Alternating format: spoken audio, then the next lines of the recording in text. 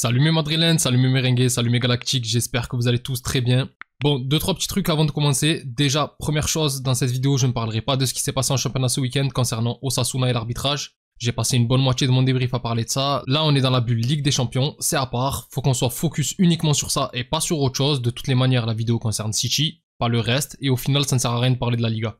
Et du coup, idem pour ce qui s'est passé hier soir entre le Barça et le Rayo Vallecano, parce qu'il y a des choses encore qui se sont passées, il y a des trucs à dire. Mais bon, ça si on doit en parler, et on en reparlera aussi, ça sera lors de l'avant-match face à Girona ce week-end, et pas aujourd'hui. Voilà, ça c'est dit. Et ensuite, deuxième chose, cette vidéo ne sera pas non plus comme les précédents avant-match. Là pour le coup, c'est un match retour. Tout ce qui est dynamique de l'adversaire, historique des confrontations, etc. a déjà été abordé lors de ma première vidéo d'avant-match, la semaine dernière. D'ailleurs, si certains sont intéressés, vous pouvez mettre pause et aller la voir ou la voir après. De toutes les manières, ça ne changera pas grand-chose. Vous verrez juste que dans mon prono, par contre, je me suis gavé. J'avais dit 2-2 ou victoire 3-2. Du coup, au moins, il y avait ça de bon. Je me permets de le dire. Mais c'est vrai que là, aujourd'hui, la vidéo va être en mode cool. Petite discussion au calme. Bon, après, bien sûr, on va tout de même revenir un petit peu sur ce qui s'est passé lors du match aller, bien évidemment. On va aussi quand même parler de ce qu'a fait City ce week-end. Et honnêtement, c'est pas mal avec cette victoire face à Newcastle. Et bon, bien sûr, on va se projeter sur le match de demain, qui, j'avoue, ne me rassure pas du tout malgré la victoire à l'aller. Même si cette fois-ci, le contexte est assez différent, au Bernabeu, à la maison. La semaine dernière, on était à l'Etihad, on n'avait jamais battu Manchester City chez eux, et là, pour le coup, c'est fait. Et comme j'avais déjà dit, ce n'est pas à minimiser. Manchester City, sans être incroyable cette année, loin de là, c'est quand même pas toutes les équipes qui arrivent à les battre à domicile. La preuve, ce week-end avec Newcastle qui s'est quand même bien mangé les dents, avec une victoire 4-0 des Citizens, et notamment un triplé de Marmouche, l'Égyptien qui n'avait même pas joué 10 minutes la semaine dernière, et qui, à mon avis, va être titulaire demain soir. Et comme j'avais dit lors du tirage, lui, contrairement aux autres joueurs de City, il est pas encore dans ce mood de saison catastrophique où rien ne réussit, où on va dire que certains ont peut-être le syndrome du « on a trop bien mangé ces dernières années, on a tout gagné, etc. » Les De Bruyne, les Bernardo Silva, les Gundogan, etc. qui ne savent peut-être pas comment remonter la pente dans cette mauvaise passe, après avoir autant gagné, et là goûter la défaite, ça a dû un petit peu les étourdir. Ils y sont pas trop habitués. Et pareil avec Guardiola qui lui aussi a du mal à trouver des solutions, même si bon lui, on sait que le mal est plus profond, qu'il est au fond du gouffre, et que malgré tout, ça se répercute un petit peu sur ses joueurs. Après, au-delà de tout ça, ce week-end, City ça a quand même mis une belle volée à Newcastle, qui n'est pas non plus n'importe qui en première ligue.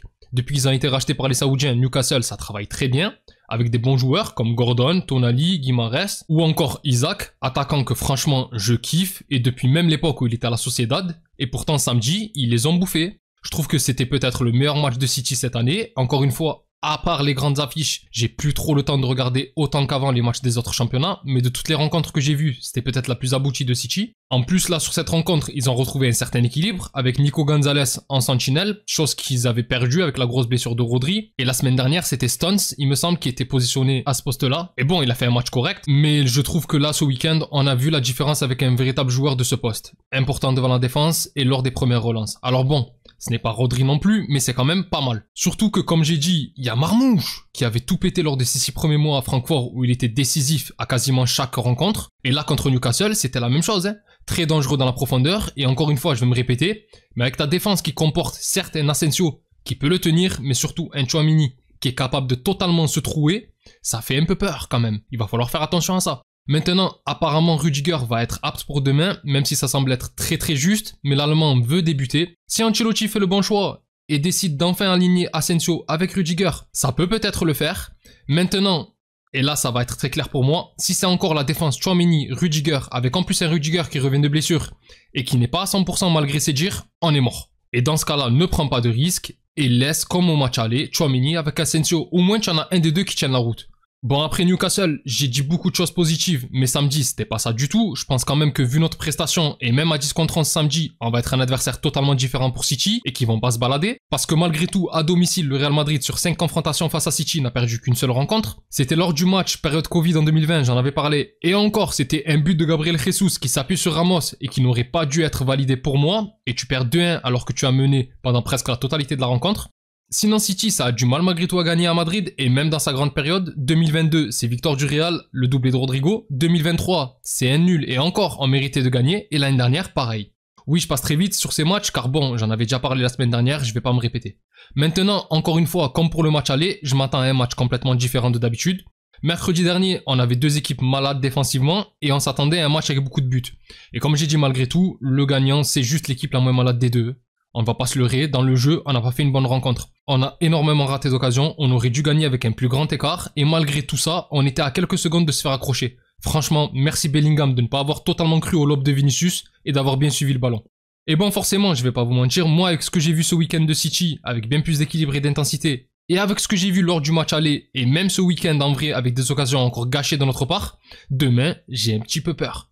Déjà parce que le Real Madrid ne sait pas gérer un score après avoir gagné à l'aller, ça c'est un truc de fou, on ne sait pas le faire, et on se fait toujours très peur en Ligue des Champions, on n'arrive quasiment jamais à faire une double confrontation tranquille, ça peut arriver mais c'est rare. C'est soit on rate le coche à l'aller et on fait un match retour incroyable à la maison, soit on réussit à l'aller, à l'extérieur, et on se fait peur au retour. Il y a des milliers d'exemples. L'année dernière contre Leipzig, on gagne chez eux et on galère au retour mais d'une force incroyable. Face au Bayern, pareil, on réussit à ne pas perdre à l'aller et à domicile, merci Joselu. En 2022, lors de notre grande épopée, on tape Chelsea à l'aller avec un triplé de Ramadan Karim Ballon d'Or. Et au retour, c'est Rodrigo qui nous sauve à la fin du match. Et quand on remonte plus loin, c'est pareil. Il y a la double confrontation en 2018 face à la Juventus, où il y a Cristiano qui marque son retourné et où tu gagnes 3-0. Et au retour, tu passes à rien, mais vraiment à rien des prolongations, avec un penalty en toute fin de match après avoir perdu 3-1. En 2014, lors de la décima, c'est pareil. On le fait face au Borussia Dortmund en gagnant 3-0 à l'aller, puis en perdant 2-0. On le fait très souvent. Et bon, bien entendu, je vous ai parlé des fois où ça passe, mais il y a des fois où ça passe pas. Hein. Mais voilà, ça prouve que même quand on est supérieur à l'adversaire, on sait rarement jouer un match retour après avoir gagné l'aller contre un gros. Et pour ceux qui disent oui, mais c'est déjà arrivé, j'ai dit rarement, j'ai pas dit jamais. Bon voilà, malgré tout, après avoir parlé de tout ça, on va faire comme les autres avant-match et passer à la partie compo probable. Et là, comme j'ai dit, on peut compter sur le retour de Rudiger, mais pas seulement. Il y a aussi le retour de Lucas Vazquez et d'Alaba dans le groupe. Bon, pour l'Autrichien, c'est mort, il ne jouera pas demain, on le sait. Par contre, s'il te plaît, Ancelotti, si tu veux remettre Rudiger, mets Asensio avec lui. Et surtout, ne remets pas Vazquez demain. Laisse-nous encore du Valverde en latéral droit, au moins pour ce match crucial. Savinho n'a pas été incroyable la semaine dernière, c'est vrai, mais il a été très bon face à Newcastle. Et je préfère de loin avoir Valverde que Vazquez, qui, je répète, pour la deuxième fois consécutive, va prendre l'autre demain s'il est aligné face aux Brésiliens.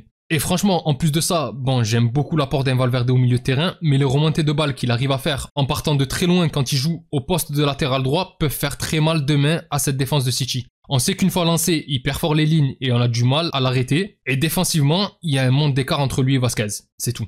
Du coup, pour le 11 de demain, on devrait partir et j'espère qu'on va partir avec Courtois dans les buts. Avec devant lui, comme j'ai dit, la charnière Rudiger-Asensio. À droite, Valverde et à gauche, je pense que ça sera Mendy comme la semaine dernière. Au milieu, bon là, peut y avoir du changement avec un retour de Tchouaméni en sentinelle avec devant lui Ceballos et Bellingham. Maintenant, moi je préfère Camavinga et je mets le français, même s'il a un peu de mal depuis son retour. Mais le niveau technique d'un Camavinga reste supérieur à celui d'un Tchouaméni. Après, on le sait, si Tchouaméni joue pas en défense, c'est qu'il y a de fortes chances de le voir au milieu. Mais voilà, je me mouille. Et enfin, en attaque, le trio Mbappé dans l'axe, Vini à gauche et Rodrigo à droite qui devraient eux aussi avoir beaucoup d'occasions comme lors du match aller.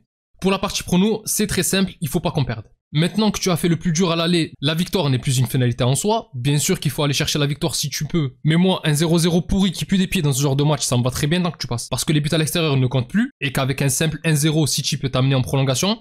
Et comme j'ai dit, ça peut arriver très vite avec ta défense actuelle.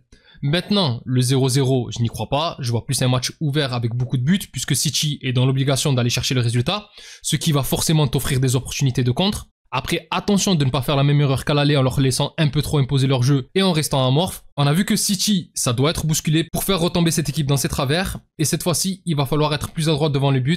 Et si on fait ça, je vois bien une victoire du Real Madrid 4-2 ou quoi. Maintenant, je répète qu'on va se faire peur et qu'il y a de fortes chances que City mène avant qu'on décide de se réveiller comme à chaque fois. Mais ça peut le faire. Et pour les buteurs, bien évidemment, Mbappé qui est bouillant actuellement. Ensuite, Rodrigo qui, comme j'ai dit, est habituellement le bourreau de cette équipe. Et il devrait marquer lui aussi. Et bon, je vois également Vinicius retrouver enfin le chemin défilé. Je l'ai trouvé bon à l'aller, mais également ce week-end. Et je pense que demain soir, à la maison, il va encore leur faire très mal.